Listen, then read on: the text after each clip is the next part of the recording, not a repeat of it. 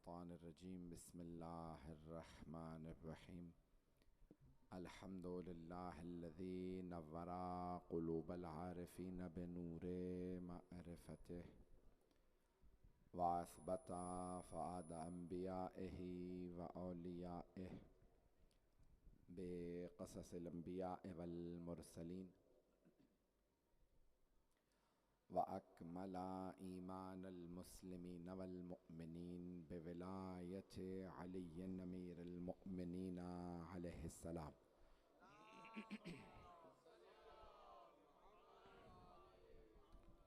والصلاة والسلام والتحية والإكرام على أفضل الموجودات العبد المؤيد والرسول المسدد المصطفى الأمجد المحمود الأحمد أعني أبا القاسم محمد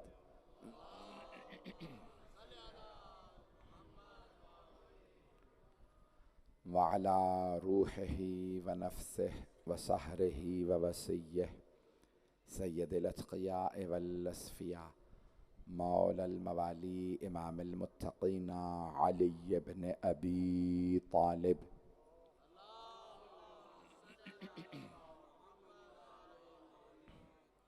وعلى أوصيائه لا سيما بقية الله في الأرضين روحي وأرواح العالمين لتراب مقدمه الفدا واللعنة الدائمة على أعدائهم أجمعين من الآن إلى قيام يوم الدين أما بعد فقد قال حسين بن علي بن أبي طالب عليه الصلاة والسلام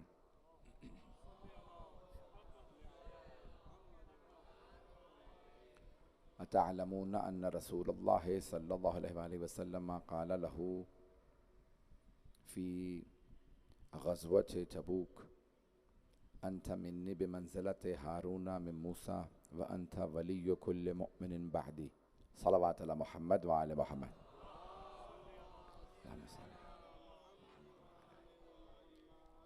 عزیزان گرامی، جناب سید الشہداء علیہ السلام کا خطبہ منہ ہمارا موضوع ہے اس خمسہ مجالس کے لیے، سلسلے کی چوتھی مجلس ہے۔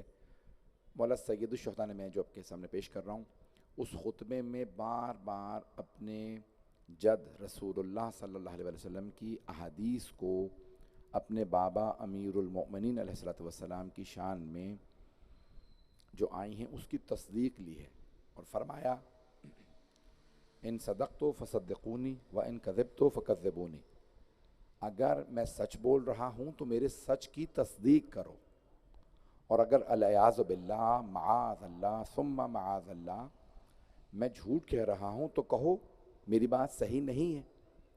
اگر مانتے ہو کہ ہم سچ کہہ رہے ہیں، ہم سچے ہیں، جن کی صداقت کی گواہی اللہ قرآن میں دے رہا ہے، اور سورہ توبہ میں اللہ آیت نمبر الظاہر 119 میں ارشاد فرما رہا ہے کہ یا ایھا الذین آمنوا اتقوا اللہ، اے ایمان والو متقی بن جاؤ، وکونوا مع الصادقین، اور سچوں کے ساتھ ہو جاؤ۔ مجمع نے توجہ فرمائی ہے؟ ایکو بند کر دیجیے گا۔ عزیزان گرامی، آواز میری سمجھ میں آ رہی تمام حضرات کو؟ قرآن میں اللہ فرما رہا ہے اے ایمان والو تقوی اختیار کرو اور سچوں کے ساتھ ہو جاؤ۔ اللہ کو کہنا یہ چاہیے تھا سچے ہو جاؤ۔ ابھی بھی سارا مجمع نہیں ہے، جو لوگ پہنچ گئے انہیں سلام ہے۔ اللہ فرما رہا ہے کونو مع الصادقین۔ قرآن ہے، یہ بھی نہیں کہہ سکتے کہ راوی سے غلطی ہو گئی ہوگی، قرآن کریم ہے۔ اللہ فرما رہا ہے کونو مع الصادقین، سچوں کے ساتھ ہو جاؤ۔ یعنی اللہ سمجھانا چاہ رہا ہے جیسے سچے یہ ہیں تم ویسے بن نہیں سکتے، صرف ساتھ ہو سکتے ہو۔ کچھ ایسے سچے ہیں جن جیسا بنا نہیں جا سکتا۔ عزیزان گرامی، کون سا ایسا سچا ہے؟ سچ تو میں بول رہا ہوں، آپ بھی بول رہے ہیں۔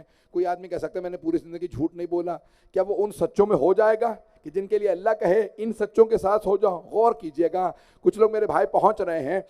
عزیزان گرامی، اللہ کہہ رہا ہے کونو ہو جاؤ مع الصادقین، ساتھ سچوں کے۔ میں نے لفظی ترجمہ بھی کر دیا، اللہ کہہ رہا ہے سچوں کے ساتھ ہو جاؤ۔ پتہ کیسے چلے کون سے سچوں کے ساتھ ہوں؟ کوئی ایسے سچے تلاش کرو کہ اگر ان کے مقابلے میں کوئی آ جائے تو پھر ان پہ اللہ لعنت کرے. بس ایسے سچوں کے ساتھ ہونا ضروری ہے جن کے مقابلے میں آنا اللہ کی لعنت کا مستحق قرار دے دیتا ہے. ہر سچا ویسا نہیں ہے جس کے مقابلے میں آؤ تو اللہ کی لعنت آ جائے. بس کچھ ایسے سچے ہیں، وہ سچے صرف میدان مباہلہ میں نظر آئیں گے. ذرا میں جملے کو پیش کر دوں اور وضاحت کر دوں. یعنی کہ تمام فضائل آل محمد میں بہت بڑے بڑے لوگوں نے کوشش کی کہ ہم شریک ہو جائیں، ہمیں شامل کر لیا جائے. خود بھی لوگ چاہتے تھے اور بھی چاہتے ہیں کہ ان کو شامل کیا جائے فضائل آل محمد میں. فضائل اہل بیت ایسے ہیں کہ جن میں ہر آدمی چاہتا ہے مجھے کسی بھی طرح سے شامل کر دیا جائے. پیغمبر اسلام نے فرمایا انا مدینہ العلم وعلی بابھا. توجہ، حبیب خدا نے فرمایا میں علم کا شہر ہوں، علی اس کا دروازہ ہے. لوگوں نے کوشش کی اوروں کو بھی شریک کیا جائے، کوشش کیا جائے کہ دیواریں، چھت اور پرنالہ بنا دیا جائے، لیکن حبیب خدا نے فرمایا تھا انا مدینہ العلم وعلی بابھا فمن اراد العلم فلیأت الباب. میں علم کا شہر ہوں، علی اس کا دروازہ ہے. جسے علم چاہیے وہ دروازے پہ آ جائے، دیواریں نہ پھلانگے، چھت پہ نہ چڑھے، پرنالے پہ نہ بیٹھے. گہرائی ہے ایک ایک حدیث کے اندر، کوئی چاہے بھی تو مقابلہ نہیں کر سکتا. اور سے سنیے گا میرے بہت محتاط انداز سے پیش کر رہا ہوں. تمام فضائل آل محمد میں کوشش کی گئی کہ سب کو شریک کیا جائے. پیغمبر اسلام کی مشہور و معروف حدیث ہے، شیعہ سنی دونوں کتابوں میں ہے. یہ پہلی حدیث بھی جو میں نے پیش کی دونوں کتابوں میں موجود ہے. پیغمبر اسلام نے فرمایا کہ مثل اہل بیتی کا مثل سفینۃ نوح. میرے اہل بیت کی مثال ہے کشتی نوح کی مانند. من رکبہا نجا ومن تخلف عنہا غرقا. میرے اہل بیت کی مثال کشتی نوح کی مانند ہے. جو کشتی نوح پہ سوار ہوا تھا نجات پا گیا، جو کشتی نوح سے دور ہوا ہلاک ہو گیا. توجہ، جو کشتی نوح سے دور ہوا ہلاک ہو گیا. جو میرے اہل بیت کے پاس آئے گا نجات پا جائے گا، جو دور ہوگا ہلاک ہو جائے گا. بڑے بڑے کہہ گئے یہ نہ ہوتے تو ہم ہلاک ہو جاتے ہیں. عزیزان گرامی، پیغمبر فرما رہے ہیں. اب بہت سے لوگوں نے کوشش کی کہ نہیں صحابہ کو شریک کیا جائے، اوروں کو اس میں لایا جائے. تو کسی نے حدیث بنائی کہ پیغمبر اسلام نے فرمایا تھا اصحابی کالنجوم، میرے صحابہ ہیں ستاروں کی مانند. بِأَيِّهِمْ اقْتَدَيْتُمْ اهْتَدَيْتُمْ، جس کی بھی پیروی کرو گے ہدایت پا جاؤ گے. جو بھی آل محمد کے مقابلے میں حدیث گھڑی جائے گی مضمون بتا دے گا میں پیغمبر کی حدیث نہیں ہوں. عزیزان گرامی، مجھے جانا ہے شمال کی طرف. توجہ، میں بہت زیادہ کھولنا نہیں چاہ رہا، اس موضوع کو آگے بڑھنا چاہ رہا ہوں. آپ حضرات ساتھ دیں گے تو میں آگے بڑھ جاؤں گا. عزیزان گرامی، زمین پہ راستوں میں راستے ہوتے ہیں، سڑکیں بنی ہوتی ہیں، مختلف اشارے لگے ہوتے ہیں. سمندر میں نہ راستے بنے ہوتے ہیں نہ اشارے ہوتے ہیں. پیغمبر نے فرمایا میرے اہل بیت ہے کشتی نوح کی مانند. تو لوگوں نے کہا کہ کشتی کو بھی ستاروں کی ضرورت ہوتی ہے ہدایت کے لیے، اہل بیت بھی صحابہ کے محتاج ہیں ہدایت کے لیے. توجہ، انہوں نے کہا سارے صحابہ ستارے، اہل بیت کشتی. توجہ، پیغمبر فرما رہے ہیں میرے اہل بیت کشتی نوح ہے. شیعہ سنی دونوں نے لکھا. اب صحابہ کو بنایا گیا ستارے. عزیزان گرامی، یہ حدیث خود بخود بتا رہی ہے، گھڑی ہوئی ہے. مجھے جانا ہے شمال کی جانب تو میں قطب شمالی کو فالو کروں گا. توجہ، نارتھ. توجہ، یہ جتنے ستارے ہیں جو سمندر کے راستے جانتے ہیں، جبھی کبھی کسی نے سائنس پڑھی ہو اسے پتا ہے یہ سارے ستارے راستے بتاتے ہیں. لیکن اگر میں کسی بھی ستارے کے پیچھے چل دوں گا تو میں شمال نہیں پہنچوں گا، کہیں اور پہنچ جاؤں گا. ستاروں کے پیچھے چلو گے راستے کھودو گے.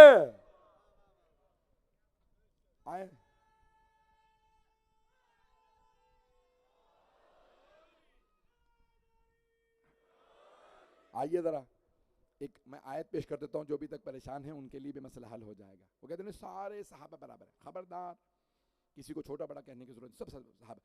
عزیزان گرامی، ہمیں صحابہ ہمیں بہت محترم ہیں، میں بہت احترام کرتا ہوں، رضی اللہ عنہم. ہم آج تک ان کے لیے دعائیں مانگ رہے ہیں اللہ ان سے راضی ہو. عزیزان، یہی اس کا ترجمہ بنتا ہے، رضی اللہ عنہم کا یہی ترجمہ بنتا ہے کہ اللہ ان سے راضی ہو. عزیزان گرامی، سارا مجمع میرے ساتھ توجہ کرے گا. وہ کہتے ہیں سارے صحابہ کرام رضوان اللہ علیہم برابر ہیں. عزیزان گرامی، کیسے ممکن ہے کہ سب کے سب برابر ہوں؟ اللہ قرآن میں فرما رہا ہے تِلْكَ الرُّسُلُ فَضَّلْنَا بَعْضَهُمْ عَلَىٰ بَعْضٍ. یہ جو ہم نے رسول بھیجے ہیں بعض کو بعض پہ فضیلت دی ہے. سارے انبیاء معصوم ہیں. 1.25 انبیاء, بھائی کہتے ہیں 1.25 صحابہ.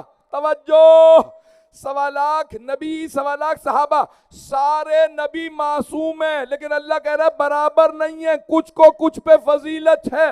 منہم من کلم اللہ, کچھ نے اللہ سے ڈائریکٹ کلام کیا, سب برابر نہیں. سارے نبی معصوم پھر بھی برابر نہیں, صحابہ تو معصوم بھی نہیں ہے.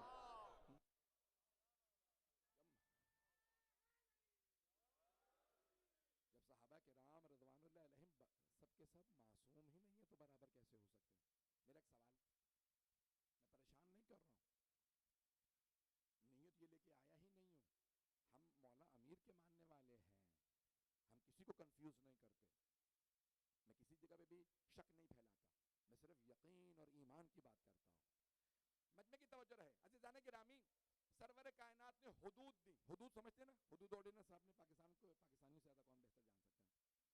تو یہ حدود, قصاص, دیات, قضا, شہادات, یہ سارے جو ہمارے فقہ میں ابواب ہیں, قاضی جب آئے گا تو ایسے فیصلہ کرے گا, گواہ کو سنے گا. اگر اقبال جرم کیا, کسی نے پلیڈ گلٹی کر دی, خود ہی بتا دیا میں نے جرم کیا ہے, تو 3 دفعہ انتظار کرے گا. ایک مرتبہ میں کافی نہیں ہے, دوسری مرتبہ مانے میں نے جرم کیا, تیسری مرتبہ مانے پھر سزا دے. تو سزائیں کن کے لیے تھیں؟ مسلمانوں کے لیے. توجہ, جو کلمہ پڑھ کے پیغمبر کو دیکھ لے مسلمان وہ صحابی, جس نے نہیں دیکھا وہ صرف امتی. ابھی بھی مجمع نہیں ہے. جو کلمہ پڑھ کے پیغمبر کو دیکھ لے وہ صحابی. پیغمبر نے اپنی حیات طیبہ کے اندر قاضی بنائے, فیصلے کرو. کن کے لیے؟ مسلمانوں کے لیے, کلمہ گو کے لیے. جو پیغمبر کو دیکھ رہے تھے انہیں تو ہاتھ بھی کاٹے جا رہے تھے. حدود بتا رہی ہیں وہ معصوم نہیں تھے. یہ سارے فیصلے کن کے لیے؟ میری باتیں بہت ریزانے گرامی, یہ سارے فیصلے کن کے لیے؟ ایزانے گرامی, سرور کائنات نے حدود دیں, قصاص دیے, دیات دیں. یہ سارے احکام کن کے لیے؟ قضاوت کے, شہادات کے, کفارات کے. یا رسول اللہ میری نماز رہ گئی فجر کی, قضا پڑھ لو. توجہ, یا رسول خدا اس مہینے میں نے روزے کچھ بیماری کی وجہ سے نہیں رکھے, کچھ ویسے ہی, کوئی بات نہیں, توبہ کرو, استغفار کرو, کفارہ دے دو. توجہ, یہ پیغمبر اسلام کنے مسئلے بتا رہے ہیں؟ عزیزان گرامی, وہ جو پیغمبر کو دیکھ رہے تھے انہی کو تو بتا رہے تھے. اب پتہ چلا وہ معصوم نہیں ہے. تو جب سارے مسلمان متفق ہیں صحابہ معصوم نہیں ہیں, تو ایسوں کے پیچھے چلو جو پیغمبر کے بعد معصوم ہو. وہ کون ہے؟ آئیں ذرا مولا حسین علیہ السلام کے خطبے سے سن لیجئے. البتہ میں پیغمبر کی عصمت پہ ایک دلیل دے دوں, ایک صرف آیت پڑھوں گا, زیادہ نہیں. ویسے تو آپ کے ذہنوں میں خود بھی ہوں گی. شیعہ بچہ آیت تطہیر جانتا ہے. آیت تطہیر یعنی پاکیزگی کی آیت. توجہ, مجمع کی توجہ رہے. بس ایک آیت پڑھوں گا کہ پیغمبر معصوم ہے, قرآن کریم سے ثابت کر رہا ہوں. وَمَن يُطِعِ الرَّسُولَ فَقَدْ أَطَاعَ اللَّهَ. اللہ قرآن میں فرما رہا ہے وَمَن يُطِعِ الرَّسُولَ فَقَدْ أَطَاعَ اللَّهَ. سارے مجمع کی توجہ. میں جانتا ہوں رات کا 1:30 بج چکا ہے, مجمع میرے ساتھ اسی محبت سے جیسے دیکھ رہے ہیں ویسے چلتے رہیے گا. عزیزان گرامی, اللہ فرما رہا ہے قرآن کریم میں, جس نے رسول کی اطاعت کی اس نے اللہ کی اطاعت کی. وَمَن يُطِعِ الرَّسُولَ فَقَدْ أَطَاعَ اللَّهَ. توجہ, سوال میرا, جو میرے بھائی میرے بچے پہنچ گئے ان سب کو سلام, اللہ افضل ہے یا رسول اللہ؟ اتنے خاموش کیوں ہیں؟ اونچی سے جواب دیجئے, کوئی ڈر کے بیٹھے ہیں یہاں. اللہ افضل ہے یا رسول اللہ؟ اللہ افضل ہے. اللہ رسول خدا کا بھی اللہ. اللہ کو کہنا چاہیے تھا جس نے میری اطاعت کر لی اس نے رسول کی کر لی. لیکن اللہ کہہ رہا ہے خبردار میرے پاس ڈائریکٹ نہ آنا. اگر کوئی جنگ سے تشریف لے جائے تو یہ نہ کہ اللہ کا قرآن میں حکم ہے جان بچانا واجب ہے, اس لیے میں آپ کے بلانے پہ نہیں آیا.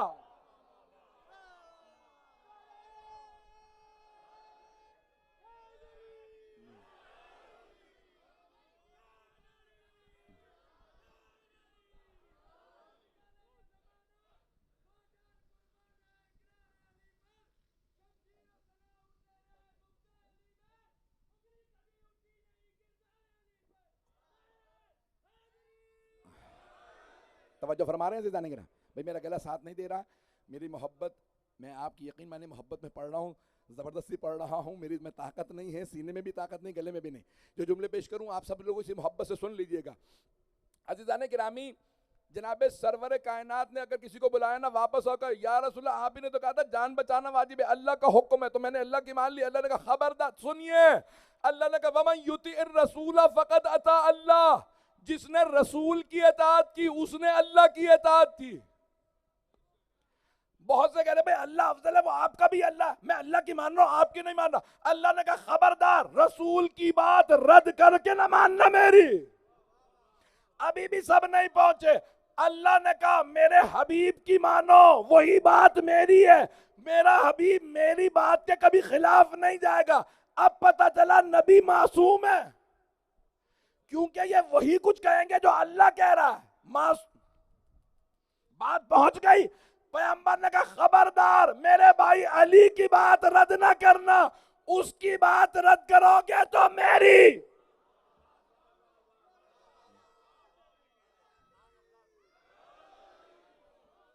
اب پتہ چلا جو نبی کی جگہ پہ آئے اسے معصوم ہونا چاہیے. اب میری بات روشن ہو رہی ہے. روزانہ گرامی کون ہے معصوم؟ آئیں ذرا میں متعدد حدیث پیش کروں گا، ساتھ ساتھ چلتے رہیے گا. ایک واقعہ سنا دیتا ہوں تاکہ بچے متصل ہو جائیں. نوجوان بہت زیادہ ہیں اس وقت. جناب سلمان فارسی ذہن میں ہے نا؟ میں نے گزشتہ برس ان کی عظمت کو بیان کیا تھا. ایک واقعہ شاید میں نے پہلے پڑھا ہے مجھے یقیناً. گئے پیغمبر اسلام خورمے کھا رہے ہیں، کھجور. یا رسول اللہ عطا کیجیے. پیغمبر نے بغیر گنے جناب سلمان کو دیکھتے ہوئے کھجوروں میں ہاتھ ڈالا. جتنے آئے کا سلمان یہ سب آپ کے. جناب سلمان پیغمبر اسلام کے خیمے سے باہر گئے، سارے خورمے گنے، دیکھا 9 ہیں. مولا کی بارگاہ میں گئے، وہ بھی خورمے کھا رہے تھے. کہ یا علی عطا کیجیے. مولا نے بغیر گنے خورموں میں ہاتھ ڈالا، جناب سلمان کے ہاتھ پہ رکھے. جناب سلمان نے فوراً گننا شروع کیا، 1 2 3 4. مولا نے کہا سلمان کیا گن رہے ہیں آپ؟ اگر پیغمبر نے 9 سے زیادہ عطا کیے ہوتے تو میں بھی 9 سے زیادہ عطا کرتا. اب حدیث نبوی سمجھ میں آ رہی ہے. یدی و ید علی فی القضاء سوا، میرا اور علی کا ہاتھ عدالت میں قضاوت میں ایک جیسا ہے.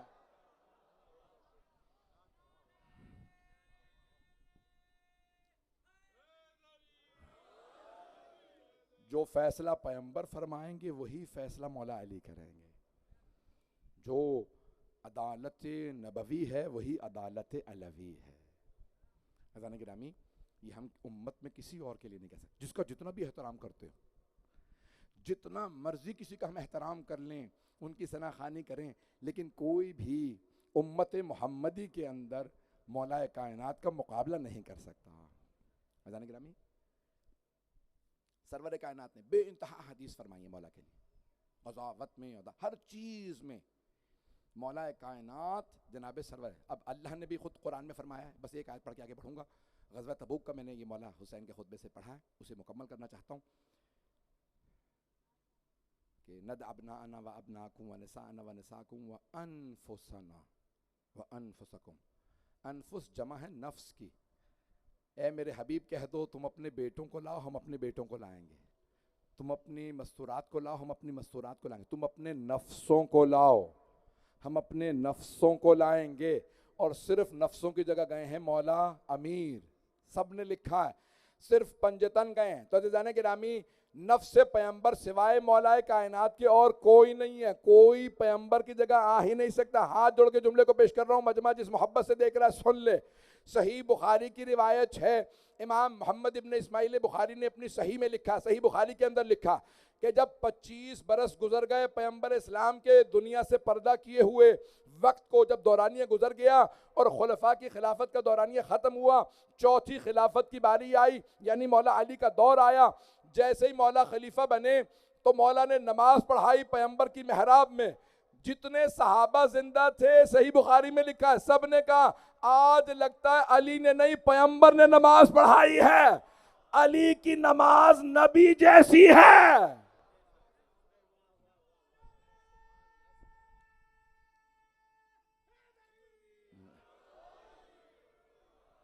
توجہ فرما رہے ہیں عزیزان کرام؟ اگر میں اس کی گہرائی میں جاؤں، باریکیوں میں جاؤں، تو آپ سوچ سکتے ہیں نا مسلمانوں میں آج اختلاف ہے نماز کیسے پڑھنی ہے. مولا علی ویسی نماز پڑھتے تھے جیسی پیغمبر اسلام پڑھتے تھے. تو اس لیے اب نماز کس سے سیکھنی چاہیے؟ میں نے تو کچھ بھی نہیں کہا. عزیزان گرامی نماز ایسے سے سیکھیں جیسا امام بخاری نے لکھا کہ علی مولا علی رسول خدا جیسی نماز پڑھاتے تھے. توجہ, اب مجھے نہیں معلوم صرف ظاہری طور پہ پیغمبر جیسی نماز پڑھاتے تھے یا پیغمبر کی حدیثی الصلاۃ معراج المؤمن, نماز مومن کی معراج ہے. پیغمبر جب نماز پڑھاتے تھے صحابہ کہتے تھے لگتا تھا ہم معراج پہ ساتھ چلے گئے.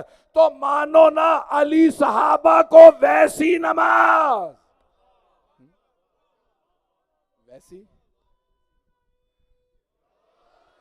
ویسی معراج کرا رہے ہیں. گرامی یہ عظمت مولا کائنات ہے. میں جو جملے پیش کر رہا ہوں, مولا حسین علیہ السلام فرماتے ہیں غزوہ تبوک میں مجھے معلوم ہے لوگ بہت دیر سے آئے ہیں اور بہت دور دور سے آئے ہیں. فرماتے ہیں اچھا علمون 1000 سے زیادہ صحابہ کرام موجود ہیں جب مولا سید الشہداء یہ خطبہ فرما رہے ہیں. کہاں؟ منہ میں. عزیزان گرامی جناب سید الشہداء 1000 حاجیوں سے سوال کریں اچھا علمون کیا آپ لوگ جانتے نہیں ہیں ان رسول اللہ صلی اللہ میرے جد رسول خدا نے غزوہ تبوک والے دن میرے بابا علی سے متعلق کہا تھا علی منی بمنزلت ہارون من موسیٰ, علی کو مجھ سے وہ نسبت ہے جو ہارون کو موسیٰ سے تھی. کیا نسبت ہے؟ سورہ طٰہٰ پیش کروں, پڑھوں؟ سارا مجمع نہیں بولا, پیش کروں آپ کے سامنے, بس بھائی اسی محبت سے سنیے گا. سورہ طٰہٰ سن لیجئے, 20واں سورہ ہے. طٰہٰ بھی پیغمبر کے ناموں میں سے نام ہے.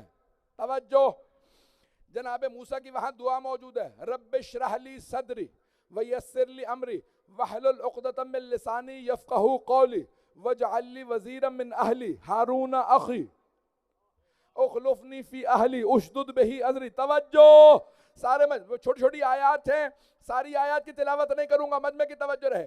جناب موسیٰ نے کہا رب اشرح لی صدری, میرے سینے کو کشادہ کر دے. کیا مطلب؟ توجہ, یعنی میرا صبر بڑھ جائے. وَيَسِّرْ لِي أَمْرِي, میرا امر آسان ہو جائے. وَحْلُلْ عُقْدَةً مِّن لِّسَانِي يَفْقَهُوا قَوْلِي, میری زبان کی گرہ کھول دے. فرعون تمسخر کرتا تھا موسیٰ آپ واضح اور روشن نہیں بولتے. توجہ, جناب موسیٰ نے کہا میری زبان کی گرہ کھول دے. فرعون اعتراض نہ کرے. جناب موسیٰ کہنے زبان کی گرہ کھول. علی کا کلام ہے نہج البلاغہ. آئے ذرا سارے مجمع کی توجہ. جناب موسیٰ فرما رہے ہیں رب اشرح لی صدری ویسر لی امری واحلل عقدۃ من لسانی یفقہوا قولی واجعل لی وزیرا من اہلی. پروردگارا مجھے میرے اہل خانہ سے ایک وزیر بنا دے, میرے اہل بیت سے, صحابہ سے نہیں. پیغمبر نے فرمایا علی کو مجھ سے وہ نسبت ہے جو ہارون کو موسیٰ سے تھی. دلیل قرآن سے پیش کر رہا ہوں, یہ حدیث شیعہ سنی سب نے لکھی ہے. علی کو پیغمبر سے وہ نسبت جو ہارون کو موسیٰ سے تھی. میرے سینے میں دم نہیں ہے, میں پورا خون جگر دے رہا ہوں. اللہ قرآن میں فرما رہا ہے جناب موسیٰ نے کہا پروردگارا میرے اہل بیت سے مجھے وزیر دے دے. وَاجْعَلْ لِي وَزِيرًا مِّنْ أَهْلِي ہارون اخی, ہو بھی میرا بھائی, ہو اہل بیت سے, ہو بھی میرا بھائی اور ہو بھی ہارون. اخلفنی فی اہلی, اور اسے میرا خلیفہ بنا دے. میں نے ساری صفات پیش کر دی. اللہ نے آگے جا کے کہا قد اعطیت سؤلک یا موسیٰ, موسیٰ آپ نے جو کچھ مانگا تھا ہم نے عطا کر دیا. آپ نے مانگا تھا اہل خانہ سے ہو, آپ نے کہا تھا بھائی ہو, آپ نے کہا تھا ہارون ہو, ہم نے ہارون کو بنا دیا آپ کا وزیر, آپ کا خلیفہ. اہل بیت سے بھی ہے آپ کے, آپ کا بھائی بھی ہے, اور کسی میں یہ ساری صفات دکھا دو جو علی میں ہے. میں نے مکمل نہیں کیا, مکمل کر لینے دیجئے, مجھے پورا یقین ہے نعرہ آئے گا, سن لیجئے, مجھے مکمل کر لینے دیجئے. عزیزان گرامی جناب موسیٰ کیا فرما رہے ہیں پروردگارا وزیر دے, خلیفہ دے, ہو بھی اہل بیت سے, ہو بھی میرا بھائی اور ہو بھی ہارون. انگریزی میں کہتے ہیں پورا سپیل آؤٹ کر کے بتانا. اللہ کو, اللہ دلوں کے بھید جانتا ہے. جب نیت تھی کہ ہارونی ہونا چاہیے, بس دعا مانگ لیتے کافی تھا, لیکن جناب موسیٰ علیہ السلام نے کہا نہیں میں پورا بتاؤں گا, ہو میرے اہل بیت سے, ہو بھی میرا بھائی اور ہو بھی ہارون. اگر رسول خدا کہتے پروردگارا مجھے وزیر دے دے, خلیفہ دے دے, ہو میرے اہل بیت سے, ہو بھی میرا بھائی, ہو بھی علی, تو کیا اللہ منع کر دیتا؟ کبھی نہیں. لیکن اللہ نے کہا میرے حبیب موسیٰ کی طرح نہ مانگیے گا، آپ مجھ سے اس طرح مانگے، قل رب ادخلنی مدخل صدق واخرجنی مخرج صدق واجعل لی من لدنک سلطانا نصیرا، پروردگارا شہر میں جاؤں صدق و صفا سے، واپس آؤں صدق و صفا سے، تو اپنے پاس سے ایسا مددگار دے جو سلطان بھی ہو مددگار بھی ہو، اپنے پاس سے دے۔ اللہ نے کہا میرے حبیب یہ نہ کہیے گا میرے اہل بیت سے، میرا بھائی ہو بھی علی، بلکہ تو اپنے پاس سے دے۔ اب پیغمبر نے جب دعا مانگی، اللہ نے کہا میرے حبیب میرے پاس سے تو میرے گھر سے ہی آئے گا، ہوگا بھی علی۔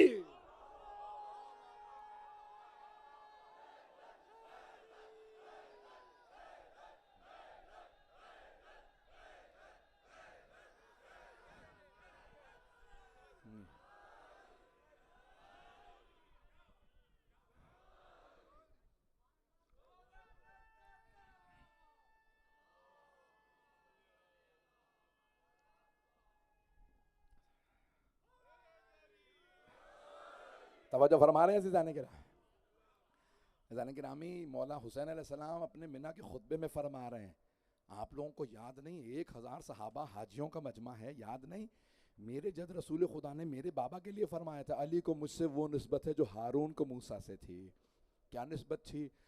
جناب موسیٰ نے کہا تھا پروردگارہ میرے اہل بیت سے ہو، مولا علی اہل بیت سے ہیں، توجہ میرا بھائی ہو، توجہ۔ میں نے پہلی مجلس میں عرض کیا تھا ظاہراً کہ جناب سرور کائنات نے جب سارے صحابہ کو ایک دوسرے کا بھائی بنایا تو کہا علی میرا بھائی ہے، توجہ، بھائی کو بھائی جیسا ہونا چاہیے، توجہ، پیغمبر نے جیسا صحابی دیکھا ویسے کا بھائی بنایا، جناب ابو ذر کو جناب سلمان کا بھائی بنایا، ابو ذر مہاجر ہے، سلمان مدینے والا انصاری، جیسے سلمان ویسا ابو رضی اللہ عنہم، جیسے جیسے صحابہ دیکھے ویسے ویسوں کا بھائی بنایا، جیسے جیسے پیغمبر دیکھتے گئے ویسے ویسوں کا بھائی بنایا، علی کو اپنے لیے رکھا، کہا نہ مجھ جیسا کوئی نہ علی جیسا۔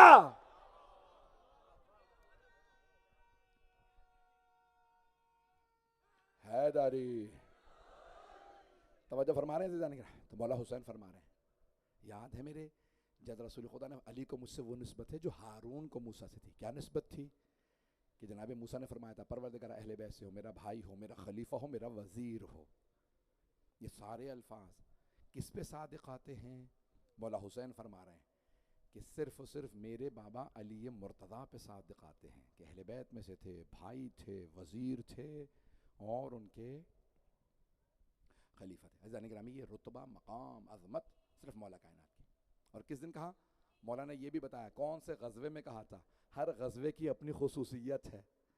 غزوہ تبوک 27 یا 28 غزوات ہیں جس میں سرور کائنات نے شرکت کی۔ المغازی، واقدی نام ہے، شیعہ مورخ نہیں ہے، واقدی بہت بڑے مورخ ہیں، بہت ان کا مقام تاریخ میں، ان کی ہے المغازی یعنی غزوات رسول، پوری انہوں نے کتابیں لکھی ہیں، کئی جلدیں ایک ہی کتاب۔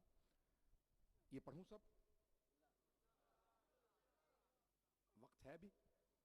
چلیے گا کچھ دیر، 2 بج گئے، ختم کر دوں یا یہ پڑھ دوں؟ تو عزیزان گرامی انہوں نے لکھا 27 یا 28 غزوات لڑے ہیں پیغمبر علیہ السلام نے، اور ایک غزوہ، اب انگریزی کی اصطلاح استعمال کروں گا کیونکہ نوجوان مجھے پتہ ہی ہے جب انگلش میڈیم اسکول میں جاتے ہیں تو عربی اور اردو کی فارسی کی اصطلاحات بعض اوقات نہیں سمجھ پاتے، میں زیادہ وقت نہیں لوں گا، 5 سے 7 منٹ کی زحمت دوں گا اور اس کے بعد انشاءاللہ مکمل کروں گا۔ تو جنگ 2 طرح کی ہوتی ہے، ڈیفینسو اور افینسو۔ ڈیفینسو یعنی دفاع، یعنی دوسروں نے حملہ کیا تو آپ دفاع کریں گے، افینسو کہ آپ جا کے دوسروں پہ حملہ کریں۔ میری بات پہنچ گئی؟ جو لوگ پہنچ رہے ہیں انہیں سلام ہے۔ تو پیغمبر علیہ السلام کے 28 غزوات جس میں خود آپ نے شرکت فرمائی، 28 غزوات، 27 یا 28، کہتے ہیں 27 ہیں ڈیفینسو، یعنی مشرکین نے، کفار نے، یہودیوں نے، عیسائیوں نے آ کے پیغمبر پہ حملہ کیا، پیغمبر نے ان کا مقابلہ کیا۔ بس ایک غزوہ ایسا ہے جس میں خود پیغمبر لڑنے گئے، وہ ہے غزوہ خیبر۔ لوگ کہتے ہیں افینسو بس پورے زندگی میں پیغمبر کی ایک جنگ ہے، ایک بیٹل ہے، میں کہتا ہوں نہیں، یہ بھی ڈیفینسو ہے، یہ بھی دفاع ہے۔ کیوں؟ مسلمانوں نے آگے رسول خدا کو شکوہ کیا، یا رسول اللہ ہم خیبر سے گزرتے ہیں، وہاں کے یہودی، ان کے قلعہ بہت بڑا ہے، مرحب حارث انتر بڑے بڑے ان کے پاس پہلوان ہیں، وہ راستے میں ہمیں لوٹ لیتے ہیں، جو کچھ ہوتا ہے سارا مال تجارت لوٹ لیتے ہیں۔ پیغمبر اسلام نے خط لکھا، خیبر کے یہودیوں باز آ جاؤ، یہ میرے چاہنے والے ہیں، آئندہ نہ لوٹنا۔ خط پہنچا، انہوں نے پڑھا، سب کو سنایا کہ اس طرح سے محمد کا خط آیا۔ وہ تو مانتے نہیں تھے، کہ کیا کر لیں گے، کہ بزرگ آدمی ہیں، رہنے دو، کچھ نہیں بگاڑ سکتے۔ پیغمبر نے دوسرا خط لکھا، پھر تم نے میرے ماننے والوں کو لوٹا ہے، باز آ جاؤ۔ انہیں پتہ نہیں تھا پیغمبر کے ساتھ کوئی حیدر بھی ہے، جو لوگ پہنچ رہے ہیں۔ تو جانے گرامی جناب سرور کائنات نے تیسری وارننگ بھیجی، کہا ٹھیک ہے، پھر تم باز نہیں آتے، میرے ماننے والوں کو لوٹ رہے ہو، میں 40 دن میں خیبر فتح کر کے دکھاؤں گا۔ میں صادق نبی ہوں، سچا نبی ہوں، 40 دن میں فتح کروں گا، مجھے خیبر نہیں سنانا، جو پہنچ گئے بس کافی ہے۔ عزیزان گرامی، پیغمبر نے 27 یا 28 غزوات لڑے۔ لوگ کہتے ہیں 27 آپ نے دفاع کیا، ایک پہ حملہ خود جا کے کیا، نہیں، وہ بھی جو حملہ کرنے گئے تھے خیبر میں، حملہ کیا نہیں تھا، پہلے انہوں نے مسلمانوں کو لوٹا۔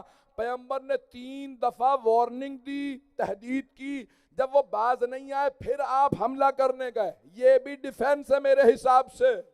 جو پہنچ رہے ہیں انہیں سلام۔ تو اب غزوہ تبوک، 28 غزوات پیغمبر نے لڑے، 27 میں سپہ سالار کون ہے؟ اونچی آواز سے کہیں۔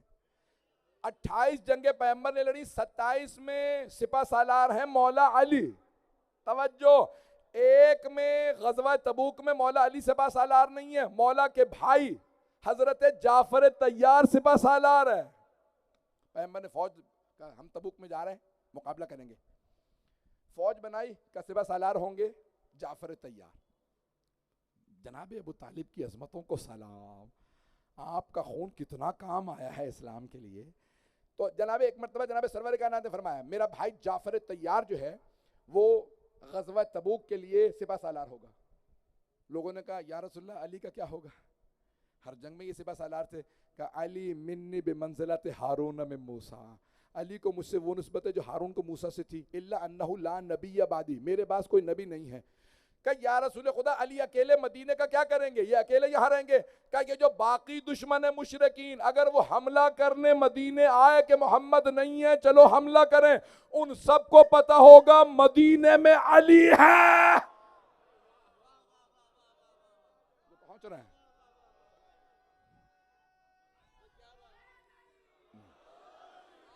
اب میری بات پہنچ گئی جانے گرامی سرور کائنات کہنے مشرکین و کفار کو بتا دو میں تو فوج لے کے جا رہا ہوں، خبردار حملے کا سوچیں بھی مت، یہاں مستورات اور بچے ہیں لیکن ان کے ساتھ حفاظت کے لیے علی ہیں۔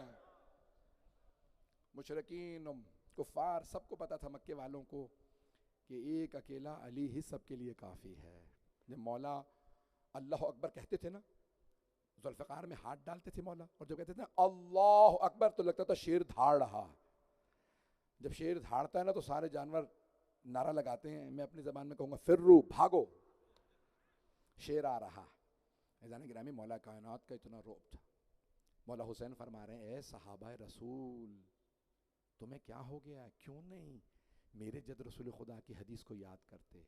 میرے نانا نے کتنی احادیث میرے بابا کی شان میں ادا فرمائیں، بہت گہرے جملے مولا حسین صحابہ کو بار بار یاد کرا رہے۔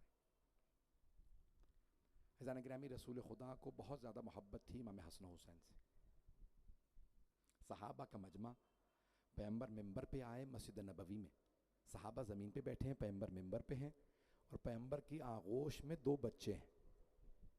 آپ جب ممبر پہ بیٹھے تو اپنے دائیں زانو پہ امام حسن کو بٹھایا، بائیں زانو پہ مولا حسین کو، اور صحابہ کے مجمع میں ہاتھ اٹھا کے کہا اللہم انی احبہما، پروردگارہ مجھے ان دونوں سے بہت محبت ہے، فاحب من احبہما، تو ان سے محبت کر جو ان دونوں سے محبت کرے۔ اب سمجھ میں آیا ہم ان دونوں سے کیوں محبت کرتے ہیں۔ آج میں نے دونوں کا تذکرہ اس لیے کیا کہ آج 7 محرم گزر گئی، پوری دنیا میں رسم ہے کہ 7 محرم کو مولا حسن مجتبیٰ علیہ السلام کو ان کے بیٹے قاسم ابن حسن کا پرسہ دیا جاتا ہے۔ مولا علی کے 6 بیٹے شہید ہیں کربلا میں۔ حضرت عقیل کے 5 بیٹے کربلا میں شہید ہیں، پوتے الگ، اور مولا حسن کے 3 بیٹے شہید ہیں کربلا میں. یعنی جتنا خون خود اہل بیت نے دیا ہے نا، قربانیاں دی، کسی نے نہیں دی. آج مجھے جناب قاسم ابن حسن کے مصائب کو پیش کرنا. 3 بیٹے، 4 بیٹے کربلا میں ہیں مولا حسن کے. جو آئے تھے وہ 4 بیٹے تھے، حضرت حسن مثنی، حضرت عبداللہ اکبر، حضرت عبداللہ، حضرت قاسم. 4 بیٹے کربلا آئے، 3 شہید ہوئے، 1 کے بازو قلم ہو گئے.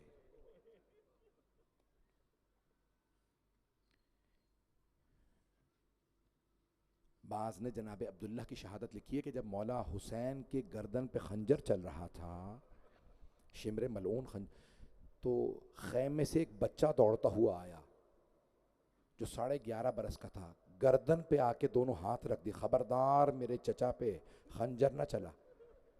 کہ اسی وقت لحظے میں شہادت ہوئی، دونوں بازو قلم ہوئے.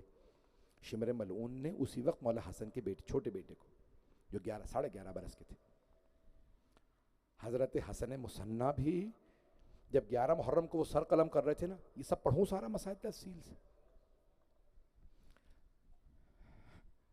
جب 11 محرم کو وہ ملعون عمر سعد کے کہنے پہ سر قلم کر رہے تھے، ایک شہید کا سر قلم کیا. کبھی بچوں کے بھی سر قلم کیے جاتے ہیں، ایک ششماہے کے.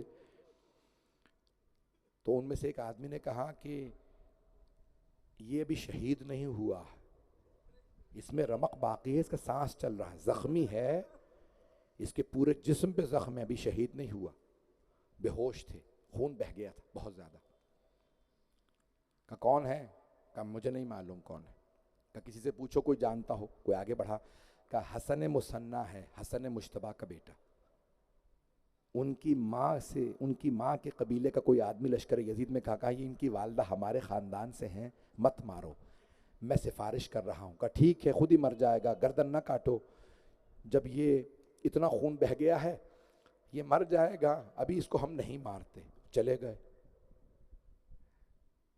جب وہ چلے گئے تو ان کو ہوش آ گیا، ہاتھ کٹے ہوئے تھے. ایک مرتبہ دیکھا خیموں میں آگ لگی ہے، کوئی بیوی موجود نہیں، شہداء کے لاشیں پڑے ہیں، دفنانے کی طاقت نہیں کہ بازو نہیں ہے. ایک مرتبہ بلند آواز سے انہوں نے کہ پروردگارا کیا کچھ ہو گیا، سارا کنبہ اجڑ گیا، نہ یہاں میری کوئی پھپھی ہے، نہ میری کوئی بہن ہے. بنی اسد آئے، انہوں نے سب کو دفنایا. بس بھائی چلے گئے حضرت حسن مثنی. میں تو تفصیل سے پڑھنا چاہ رہا تھا، آپ لوگ بہت تھک گئے ہیں مجھے معلوم ہے، رات کے 2 بجے کے بعد کا وقت ہے. بس بھائی کوئی رونے میں بخل نہ کرے. جب حضرت حسن مثنی بہت دور کہیں چلے گئے، کسی دیکھا کہ ایک گاؤں ہے، بستی ہے، وہاں پہ کسی کا گھر نظر آ رہا. قریب گئے، کہا میں زخمی ہوں، مجھے پناہ دے دیجئے. اس نے دیکھا کوئی بہت خوش رو انسان ہے، 16-17 برس کا. اس نے بازوؤں کی پٹی کی، دوا دی. کہا میرے گھر میں رک جائیے. کہا میں تمہارا احسان نہیں لینا چاہتا، میں صدقہ نہیں کھاؤں گا. اس نے کہا کیوں؟ اب یہ نہیں بتانا چاہتے تھے میں اہل بیت میں سے ہوں، تقیے میں تھے. کہا کوئی مجھے کام بتا دو، میں کام کر دیا کروں گا، مجھے کھانے کو دے دینا. کہا ٹھیک ہے، تمہارے تو ہاتھ بھی نہیں ہے، کیا کام کرو گے؟ کہا میری بکریاں چرنے جاتی ہیں، ساتھ چلے جایا کرو، بکریاں چرا لیا کرو. بکریاں چرا کے واپس آ رہے تھے. ایک مرتبہ جب شام زیادہ ہو گئی نا، ان سے بکریاں سنبھل نہیں رہی تھی، ہاتھ تھے نہیں، کیسے لے کے آتے. وہ جو مالک تھا نا گھر کا، وہ سو گیا. جب سو گیا انہوں نے آ کے دیکھا اس نے مجھے کھانا بھی نہیں دیا. حضرت حسن مثنی نے دیکھا نہ کھانا دیا، سو بھی گیا، گھر بند ہے. غیرت علوی تھی، علی کے پوتے تھے، بغیر کھانا کھائے وہیں بکریوں کے پاس اسی باڑے کے اندر سو گئے. اس آدمی نے خواب میں دیکھا رسول خدا آئے ہیں، تیرے گھر میں میرا بیٹا بھوکا ہے اور تو آرام سے سو رہا ہے. اس کی آنکھ کھلی، سوچا میرے گھر میں پیغمبر کا بیٹا کون ہے، میں نے ایسا خواب کیوں دیکھا. توبہ کی کا مجھ سے کوئی گستاخی ہو گئی ہے، پیغمبر مجھے تنبیہ کر رہے ہیں۔ دوبارہ سویا، پھر اٹھا، پھر وہی خواب دیکھا۔ کہاں یہ بار بار میں خواب کیوں دیکھ رہا ہوں؟ توبہ کی، وضو کیا، پھر سو گیا۔ جب تیسری مرتبہ سویا تو پیغمبر نے فرمایا وہ جو تیرے گھر میں یتیم لڑکا ہے نا، وہ میرا بیٹا ہے، وہ بھوکا ہے، اسے کھانا کھلا دے، اسے اپنے گھر میں لے کے آ۔ اٹھا، انہیں بیدار کیا، میرے گھر میں آئیے۔ آپ کون ہیں؟ حضرت حسن مسنہ سمجھے میری مخبری ہو گئی ہے۔ کہا میں کوئی بھی نہیں ہوں، کہا مجھے معاف کر دیں، آپ کھانا کھا لیجئے، شربت پیجئے، مجھے اتنا بتائیے آپ کون ہے؟ کہا میں کوئی نہیں ہوں۔ کہا میں نے ایسے پیغمبر کو خواب میں دیکھا، پیغمبر نے کہا تیرے گھر میں میرا بیٹا ہے۔ آپ کون ہیں؟ کہا تو نے نام سنا ہے فاطمہ الزہرا کا؟ کہاں پیغمبر کی بیٹی ہے؟ کہا تو نے نام سنا ہے حسن و حسین کا؟ کہا پیغمبر کے نواسے فاطمہ کے بیٹے ہیں۔ کہا پیغمبر کے نواسے حسن کا میں بیٹا ہوں، میرے چچا کربلا میں مارے گئے، میں یہاں پہ اس وقت اس اسیری میں ہوں۔ کہ آپ نے مجھے بتایا کیوں نہیں آپ کون ہیں؟ کہ مجھے پتہ نہیں تھا تم ہمارے ماننے والے ہو یا دشمنوں کے۔ کہ مجھے معاف کر دیجئے، کل میں اہتمام کروں گا، آپ کو مدینے بھجوا دوں گا۔ ایک مرتبہ جب اس نے سوار کیا نا، ایک آدمی سے کہا انہیں مدینے پہنچا دینا، زیادہ راہ یہ ہے یہ پیسے ہیں، کبھی بھی انہیں بھوکا نہ رہنے دینا۔ جب جانے لگے نا حضرت حسن مسنہ کا، مجھے روز قیامت میری شکایت نہ کیجیے گا، جناب فاطمہ سے نہ کہیے گا میں نے آپ سے خدمت لی تھی، کبھی نہ کہیے گا آپ جانوروں کے پاس۔ اجرکم اللہ۔ بس بھائی میں مکمل کر رہا ہوں، آپ بہت دیر سے بیٹھے ہیں، بہت روئے ہیں، سارا دن مصائب سنتے رہے، لیکن آپ کو پانی مل جائے گا نا، کوئی پیاسا تو نہیں رہے گا۔ بس بھئی اب اسے پڑھا نہیں جا رہا، بہت تفصیل سے مصائب نہیں پڑھوں گا۔ جب عاشورے کا دن نکلا، جناب قاسم نے عرض کی چچا جان مجھے اجازت دیجئے۔ مولا حسین نے فرمایا قاسم آپ میرے مرحوم بھائی کی نشانی ہے، جب بھی میں اپنے بھائی کی زیارت کرنا چاہتا ہوں میں آپ کو دیکھ لیتا ہوں، قاسم آپ کا چہرہ میرے بھائی حسن سے ملتا ہے۔ جناب قاسم بہت خوبصورت تھے، 13.5 برس کے تھے۔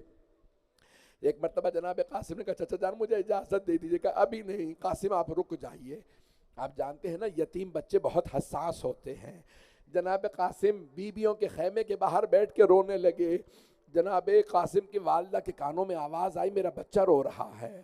فوراً جناب زینب سے عرض کی بی بی لگتا میرا یتیم ہے، یہ قاسم کی آواز ہے۔ کہا مجھے بھی لگتا ہے۔ جناب ام فروا نے خیمے کا پردہ ہٹایا، آواز قاسم بیٹا کیا بات ہے، کیوں رو رہے ہیں؟ جناب قاسم نے اپنا سر اپنے گھٹنوں پہ رکھا تھا، بیٹھے گریہ کر رہے تھے۔ کہا اماں چچا مجھے اجازت ہی نہیں دے رہے، جب بھی جاتا ہوں کہتے تم میرے مرحوم بھائی کی نشانی ہو۔ کہا قاسم آپ کے بابا نے جب ان کی شہادت ہو رہی تھی نا فرمایا تھا اے قاسم کی ماں، قاسم سے کہنا جب بہت زیادہ مصائب آئے نا تو یہ تعویذ کھول کے پڑھ لے، اس میں حل لکھا ہے۔ جناب قاسم نے فوراً تعویذ کھولا، جیسے ہی اسے کھول کے پڑھا تو اس میں لکھا تھا یا بنیا قاسم، اے میرے لخت جگر قاسم، اذا وجدت عمک الحسین، اگر آپ اپنے چچا حسین کو غربت کے عالم میں تنے تنہا پائیں تو شہادت سے گریز نہ کیجیے گا، اپنی جان اپنے چچا پہ قربان کر دیجیے گا۔ جناب قاسم نے فوراً آنسو صاف کیے، بہت تیزی سے اٹھے، کہا چچا جان اب آپ مجھے روک نہیں سکیں گے، چچا آپ کو مجھے شہادت کی اجازت دینی ہی پڑے گی۔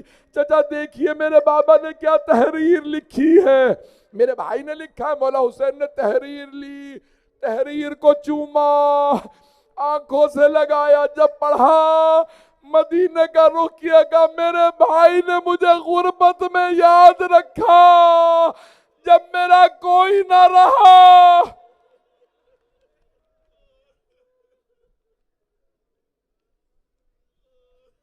بس بھائی بہت زیادہ زحمت نہیں دوں گا۔ جب ایک مرتبہ جناب قاسم نے تحریر دکھائی، مولا نے جناب قاسم کو بہت پیار کیا، جناب قاسم کے گلے میں باہیں ڈالی، جناب قاسم نے اپنے دونوں بازو چچا کے گلے میں ڈالے۔ جناب سید الشہداء کا قد بڑا تھا، جناب قاسم ابھی 13.5 برس کے تھے، بیا کہ چچا مجھے اجازت دیجئے۔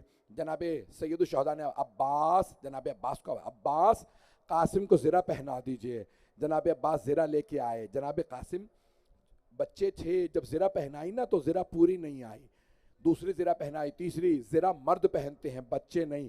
جناب قاسم کا چچا جان کیا بات ہے؟ کہا قاسم آپ ابھی چھوٹے ہیں، زرہ مردوں کے لیے، بڑے لوگوں کے لیے ہوتی ہے، زرہ تلوار اور تیر کو روک دیتی ہے، اگر کوئی گھوڑے سے گر جائے نا تو کسی کا پاؤں زرہ پہ آئے تو سینہ بچ جاتا ہے، پسلیاں نہیں ٹوٹتی۔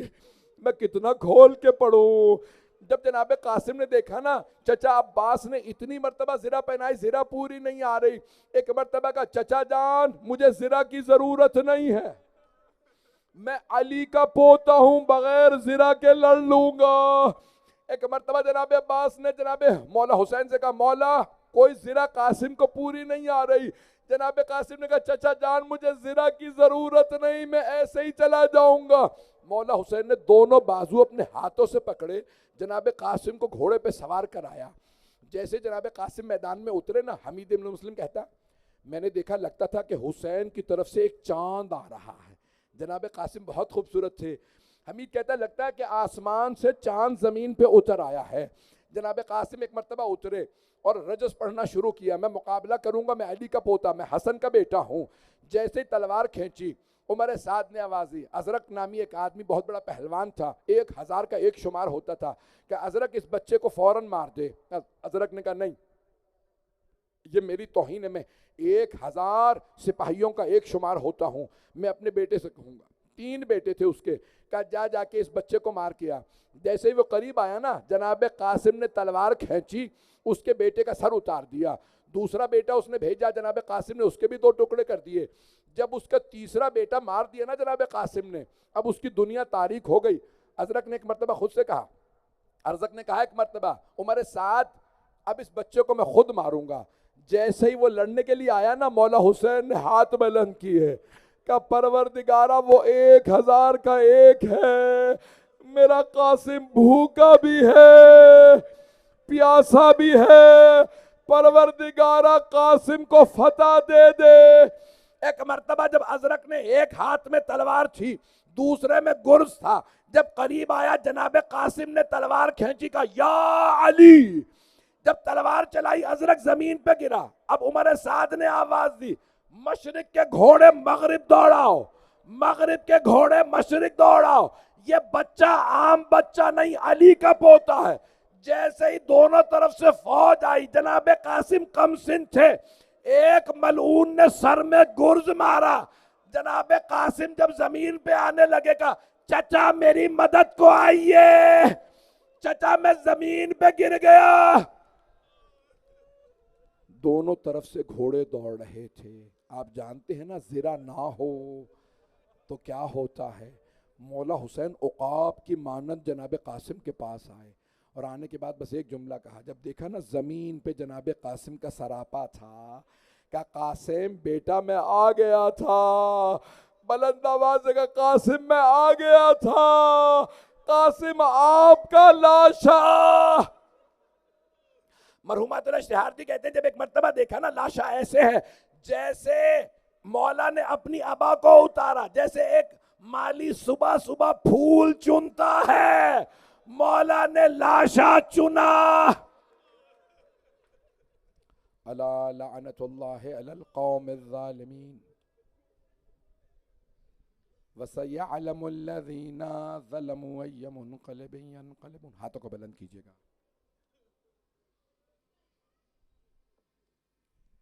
بس بھئی بہت دور دور سے لوگ آئے ہیں، سحر کا وقت ہے، ہر دعا قبول ہے۔ میرا دل کہتا ہے آج کوئی اسیر بی بی پرسہ لینے ضرور آئی ہوگی، وہ اپنے بیٹے کا پرسہ لینے آئی ہوگی، مستورات میں کوئی بی بی ضرور موجود ہوگی۔ پروردگارہ 7 محرم بھی گزر گئی، بس بھئی آج سے اپنے لیے کچھ نہ مانگیے گا، کہیے گا مولا آپ کے خیموں سے العطش العطش کی آوازیں آ رہی ہیں، کوئی چھوٹے چھوٹے بچے بار بار کہہ رہے ہیں پیاس، ہائے پیاس۔ پروردگارہ ایک چھوٹی سی بی بی کا واسطہ 3.5 برس کی، میں نے ایک جملہ کسی اور مقام پہ پڑھا تھا، یہاں نہیں پڑھا. جب جناب مسلم کی یتیمہ بیٹی حضرت عاتقہ نے دیکھا نا، جب جناب مسلم کی شہادت کی خبر آئی، مولا حسین نے جناب عاتقہ کے سر پہ ہاتھ رکھا. بی بی نے فوراً سوال کیا، چچا مامو جان میرے بابا خیریت سے ہیں؟ آپ نے ایسے ہاتھ رکھا ہے سر پہ جیسے یتیموں کے سر پہ ہاتھ رکھا جاتا ہے. مولا نے فوراً کہا، زینب مجھے صندوق چلا دیجئے. اس میں سے 2 بالیاں نکالی، جناب عاتقہ کو پہنائیں. ایک 3.5 برس کی بچی کھڑی دیکھ رہی تھی. اگر کوئی بچی یتیم ہو جائے اس کے سر پہ ہاتھ رکھا جاتا ہے، اسے نئی بالیاں پہنائی جاتی ہیں. جب شام غریبہ آئی، وہ بی بی انتظار میں تھی کوئی میرے سر پہ ہاتھ رکھے گا، مجھے کوئی نئی بالیاں پہنائے گا. اتنے میں شمر ملعون آ گیا، اس نے سر پہ ایسا ہاتھ رکھا بی بی کا بالوں کو چھڑانا. جب اس نے کانوں کی بالیوں میں ہاتھ ڈالا، بی بی نے آواز دی، چچا عباس.